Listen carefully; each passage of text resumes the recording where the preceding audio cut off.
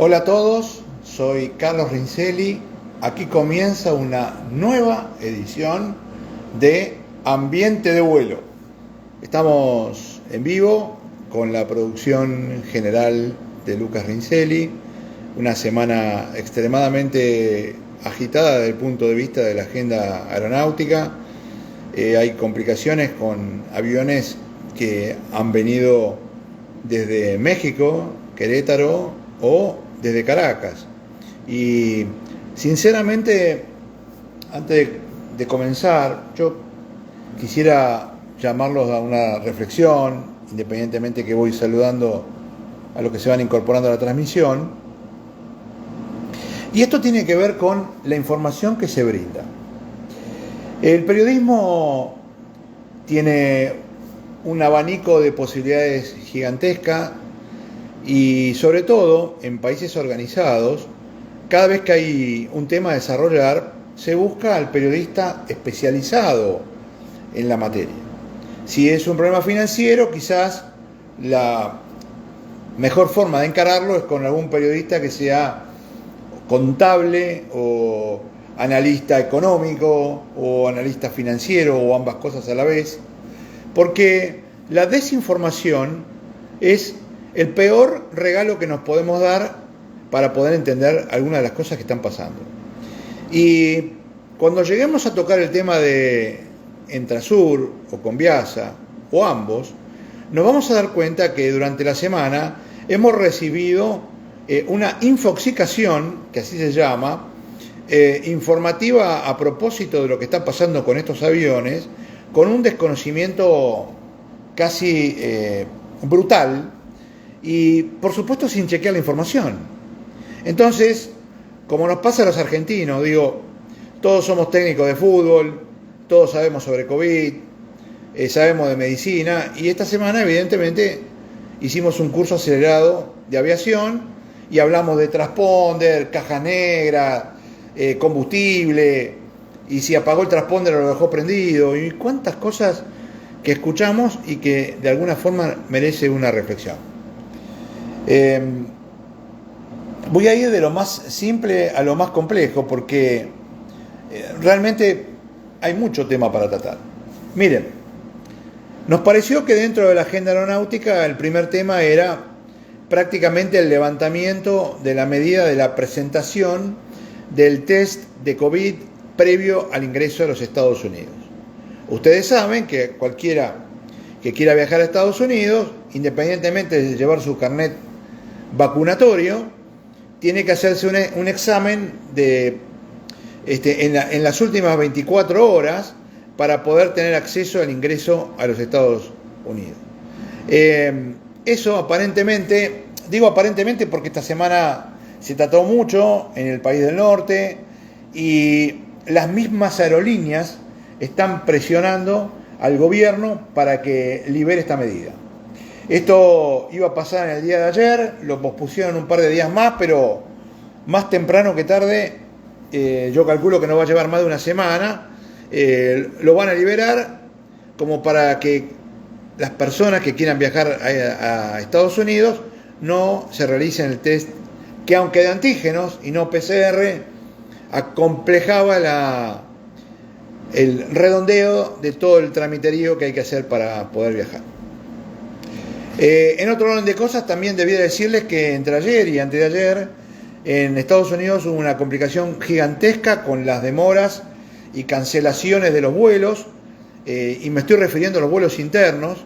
La problemática va más allá de la capacidad que tienen de armar las tripulaciones, que de hecho es parte del problema, sino que evidentemente la gente se ha decidido a recuperar el tiempo en el cual no pudo viajar, y con el advenimiento del calor y del verano, bueno, los pasajes se han agotado, los vuelos se han completado y la sobreventa empieza a ser un gran problema porque hay muchas cancelaciones de vuelo. Nosotros hablamos en nuestro programa hace un tiempito que Delta había orientado su programación a poder satisfacer las necesidades internas, inclusive dejando de lado algunos vuelos hacia Latinoamérica para tener el mayor caudal operativo dentro de Estados Unidos y desde Estados Unidos hacia Europa o viceversa, para poder satisfacer esa demanda de pasajes. Créanme que entre ayer y antes de ayer fue algo descomunal lo que pasó en Estados Unidos a propósito de este tema. Sigo saludando a los que se incorporan. Es lento estoy haciendo el programa con el teléfono. A veces nos juega una mala pasada el tema del flujo de internet y muchas veces con los estudios nuestros de grabación que están alimentados con este combustible que es internet, nos trae una mala pasada. En otro orden de cosas, vamos así a focalizar el tema de la aviación venezolana y su relación con la Argentina y qué es lo que ha pasado con estos dos aviones, más allá de que uno, que es el de Entrasur, el Boeing 747-300, que está retenido en Ezeiza, pues bien, hasta tanto no puede dilucidarse a propósito de una denuncia y una iniciación de una causa, no lo van a poder mover. Pero es muy importante entender varias cosas. Miren, en principio yo debía decirles que entre la Argentina y Venezuela hay un convenio bilateral de cooperación en cuanto a la actividad aérea. La Argentina lo tiene con Venezuela, lo tiene con Brasil, lo tiene con Estados Unidos, con la Unión Europea y demás. Y lo que tratan estos convenios es determinar cuál es la regularidad que hay entre dos países. En definitiva, quizás nosotros, que no tengamos una gran capacidad operativa, lleguemos a permitir que dos empresas americanas, o tal vez tres, vengan a la Argentina y de la Argentina hacia Estados Unidos van dos empresas con un vuelo cada una. Entonces la balanza medio que queda desbalanceada, pero hay un convenio detrás. Entonces, cuando hablamos de lo que pasa en Venezuela y la Argentina, y por qué vino el avión de Entrasur, y por qué intentó venir uno de Conviasa, yo debería explicarle que cuando se salda ese convenio, cualquier avión, y sobre todo de la empresa estatal venezolana, que es Conviasa, y su nueva empresa carguera, pero que también depende del gobierno venezolano y de Conviasa, que es Entrasur, con solo presentar un plan de vuelo en el aeropuerto de Caracas o de donde venga hacia la Argentina, con la cual tiene convenio, probablemente se le autoricen el aeropuerto de salida y el aeropuerto de llegada, que es Ezeiza.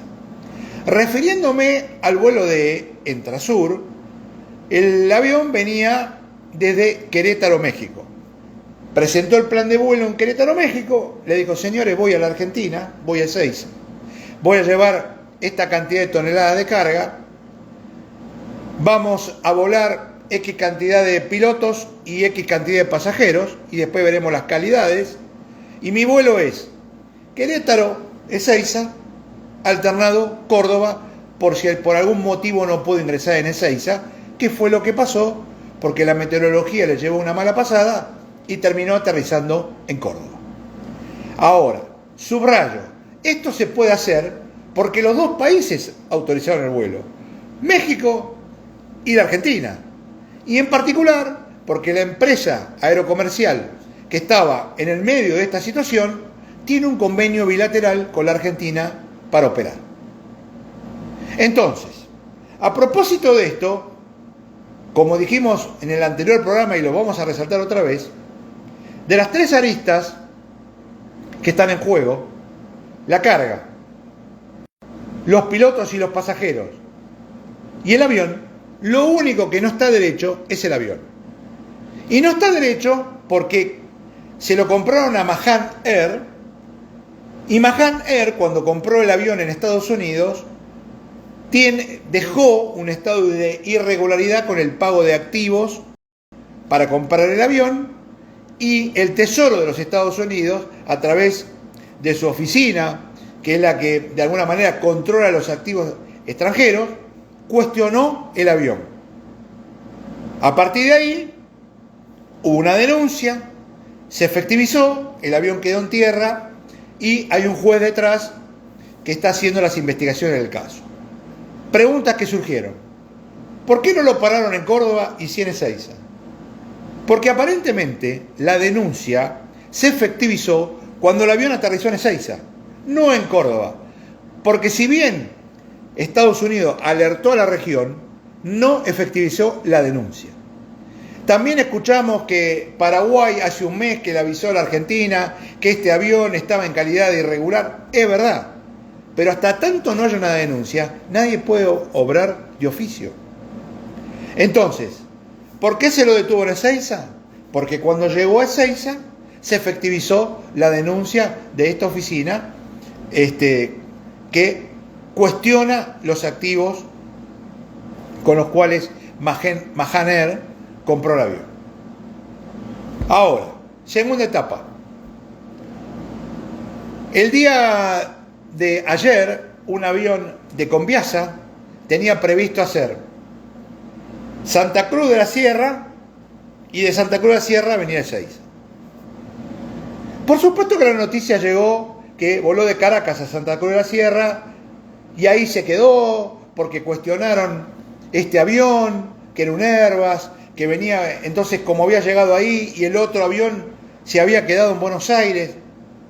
Bueno, la realidad es que Conviasa tiene un code-share, que es un código compartido con una empresa boliviana. Entonces, trajo a los pasajeros hasta Santa Cruz de la Sierra, como nos pasa a cualquiera de nosotros, que transborda a otro avión y ese avión boliviano llegó a la Argentina con el número de vuelo de Conviasa, porque hay un convenio bilateral entre los dos países. Todas estas cuestiones, que ahora voy a sumar, porque yo tendría que decirles también que ayer la empresa Conviasa compró un Airbus 340-600 y se lo volvió a comprar a Mahan Air para operar entre Caracas y Terán.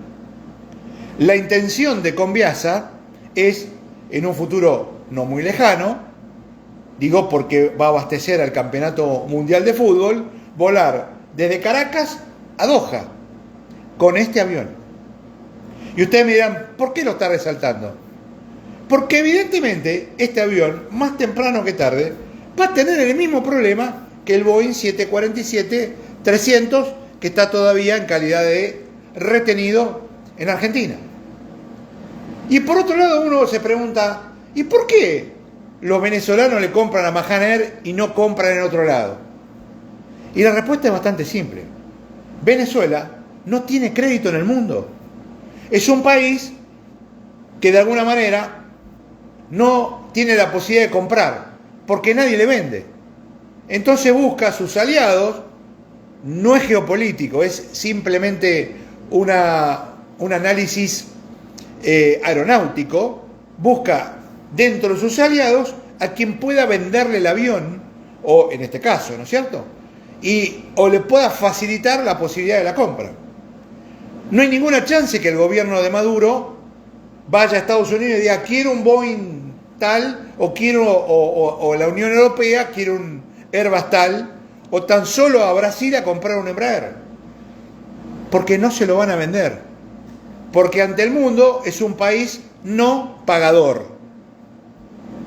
¿Lo subrayo o entre líneas se entendieron? Es un país no pagador. Entonces, tiene que comprar aeronaves con el riesgo que conlleva la compra de la aeronave a través de otra empresa, como por ejemplo Mahan Air.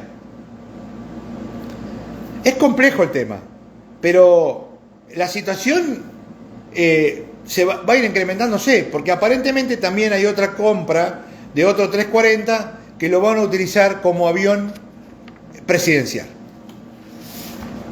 A propósito de esto, también debiera decirle que la información en el día de hoy habla de la evaluación de las cajas negras, que de hecho no son negras, son de color naranja, pero bueno, las conocemos como cajas negras.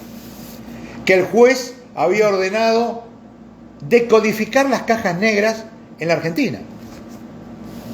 Yo tengo que contarles que no hay ninguna chance que la puedan decodificar en la Argentina.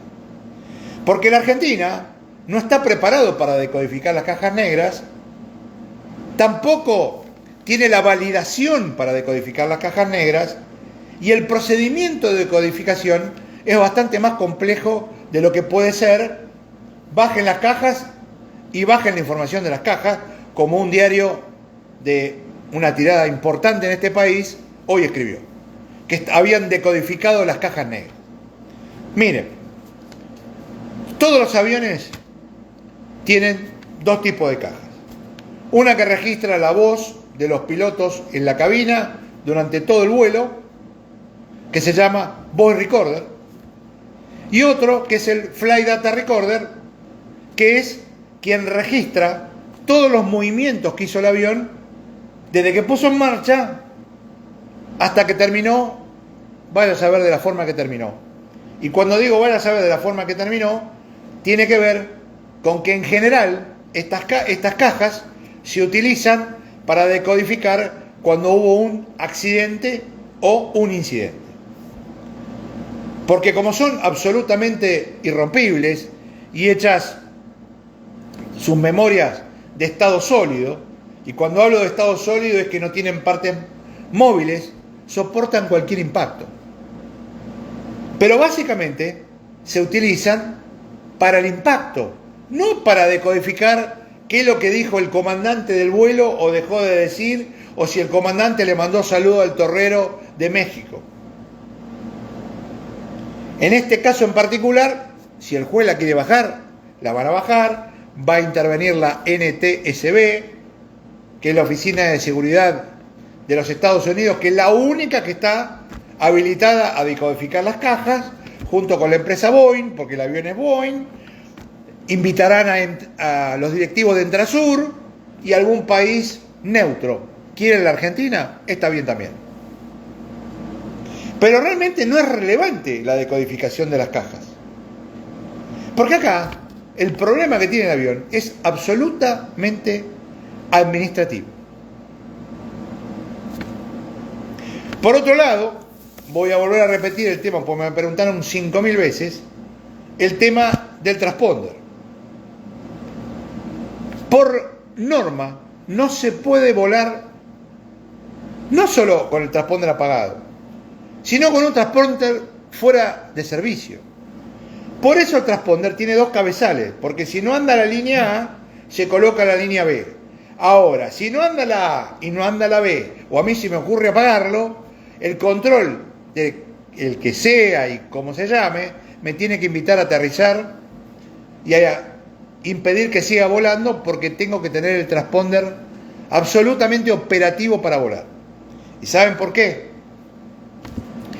Cuando se presenta un plan de vuelo en la oficina que sea y el plan de vuelo se aprueba, lo primero que se asigna es un código de transponder. Es el código que yo voy a incorporar en este instrumento, que es único para este avión y para este vuelo. Este mismo avión hacia otro vuelo tiene otro código.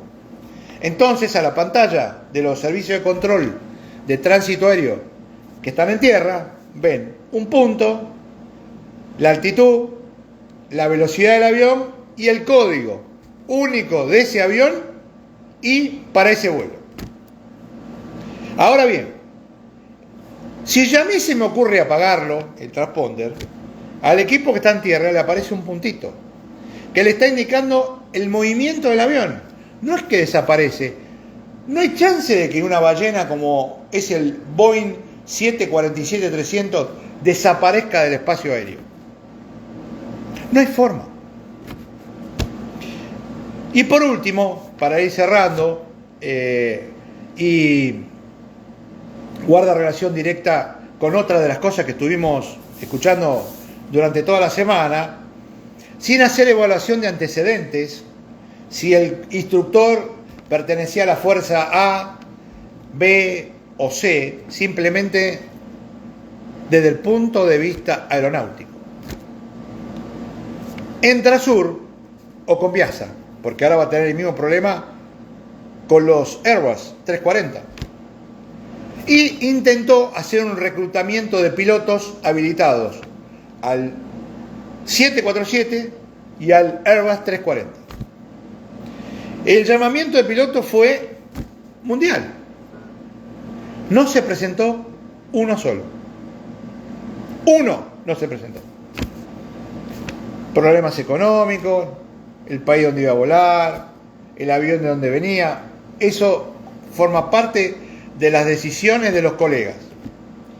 Pero no se presentó uno solo. Entonces, compró un avión que lo tiene que mover, que tiene que buscar capacitar a sus pilotos, porque evidentemente en Venezuela hay pilotos, quizás no de la envergadura para volar un jumbo, pero esa gente hay que habilitarla. Los que son del medio aeronáutico me van a entender, hay que darle simulador y después vuelo. Entonces, supongo yo que deben haber aprovechado y haber hecho, los que tengamos para habilitar, vengan, suban al avión, vean cómo se vuela. Ahora, para poder volarlo, contrataron, no sé si para mejor, para peor, si era conveniente, no era conveniente, si no miraron los antecedentes, si le miraron los antecedentes y les gustó más. Contrataron 2 pilotos iraníes de Mahan Air para volar el avión. Y eso fue lo que hicieron. Me parece a mí que antes de hacer todo un tipo de cuestionamiento de toda la naturaleza, con razón algunos, ¿no? Con razón, quizás hubieran revocado el convenio bilateral con Venezuela y este tema no pasaba. Porque yo también les quiero recordar que cuando el Jumbo estaba en Ezeiza y no le cargaban combustible, porque la sanción que tiene sobre el avión, aquel que le suministre combustible también lo puede alcanzar, presentaron un plan de vuelo, todavía no estaba en vigencia la denuncia, intentaron ir a Uruguay y Uruguay aceptó el plan de vuelo. Después en vuelo dijeron, cerramos el espacio aéreo, chau. Y tuvo que dar la vuelta y aterrizar. Pero el avión despegó de Ezeiza, iba a Montevideo. Entonces, creo que es momento de cuidarnos, saber quién viene o quién no viene, qué es lo que traen o lo que dejan de traer, darle espacio a todas las autoridades del país para que hagan evaluaciones, si se permite o no se permite. Comparto plenamente, créanme, no debe ser nada grato ver los historiales de cada uno de los pilotos, comparto plenamente, pero eso, más que hacer una evaluación posterior, se tiene que hacer antes. Y si tengo dudas, rompo el convenio, hago así, rompo el convenio y no vienen. Y si vienen, me lo van a tener que declarar. ¿Quién es, quién no es, qué hace, qué dejó de hacer y demás? Y con todo eso yo tomo la decisión como país de decirle, señor, ingrese o no ingrese. Estas son las cuestiones que estamos viviendo, porque empezamos que si el transponder prendido, el transponder apagado, que hay que decodificar el flight recorder o el voice recorder, que si uno no homónimo de alguien o no lo es, que si el piloto era de no sé qué fuerza o deja de serlo. Hoy llegué a ver que tiene un alto porcentual de extremismo en su calidad como persona. Una evaluación que no la vi nunca. Lo que yo digo con seriedad es, cuando yo saldo un convenio bilateral con otro país, me toca asegurar que ese convenio y lo que pasa con el otro país sea confiable para que yo no tenga dudas y no deje parado un avión o corra el riesgo de que pasen distintas cuestiones. Por otro lado, la verdad que lo de YPF y lo de YEL me parece bárbaro, no le cargaron combustible. Me parece mejor todavía lo que hizo el señor juez, que dijo, mire, de los 3 problemas, La carga no lo era. Los pilotos, hasta acá. Los pilotos tampoco. El avión se queda acá. ¿Hasta cuándo? Hasta que alguien decide. Chitarino, ¿cómo andás? Y perdimos soberanía, Carlos. Somos un país en riesgo. Lo vulnerable que somos se ve muy claro. Pero comparto plenamente. ¿Sabes por qué? Porque cuando los convenios bilaterales con el resto de los países no se hacen de la noche a la mañana. Hay que evaluar. Si a mí me conviene que vengan, que dejen de venir, para evitar todo esto, digo, porque después empiezan con toda la problemática, ¿no es cierto? Y empezamos, insisto en esto, que es lo que yo trato de evitar. Vemos gente opinar de aviones, pero con una liviandad, pero absoluta. Entonces, cuando uno dice, si de esto están hablando como si fuera una eminencia, y de lo poquito que uno puede saber, y se da cuenta que no saben nada, entonces digo, no será peor. Ahí Ushuaia 9410, tenés que explicarlo en algún canal, así queda claro el tema.